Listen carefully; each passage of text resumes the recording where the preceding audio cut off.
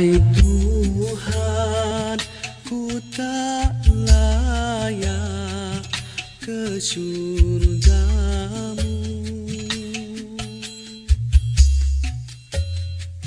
namun tak pula aku sanggup ke nerakamu.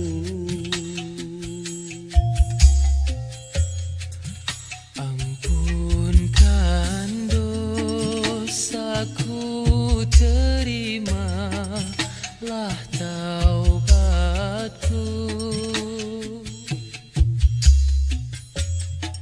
Sesungguhnya Engkaulah pengampun dosa-dosa besar. Ilahilah tulil firdausi a'la,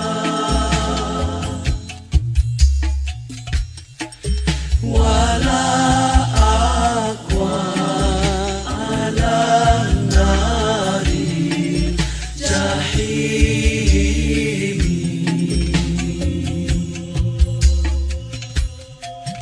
Fahabli taubatan waghfir dhunubi,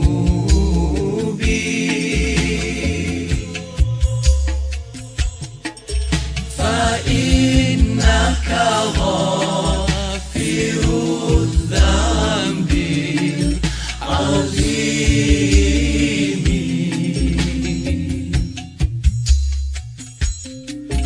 Dosa-dosaku bagaikan pepasir di pantai,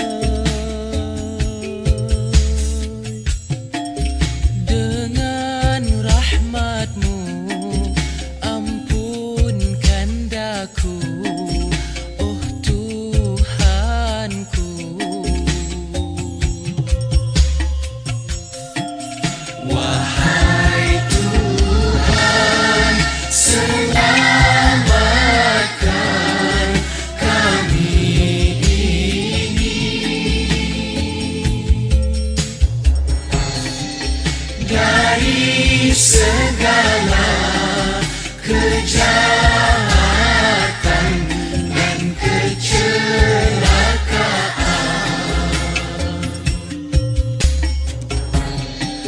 Kami takut, kami harap kepadamu.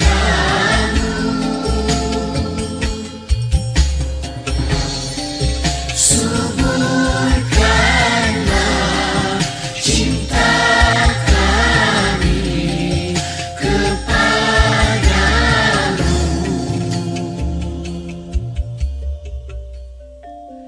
Kamilah hamba yang mengharap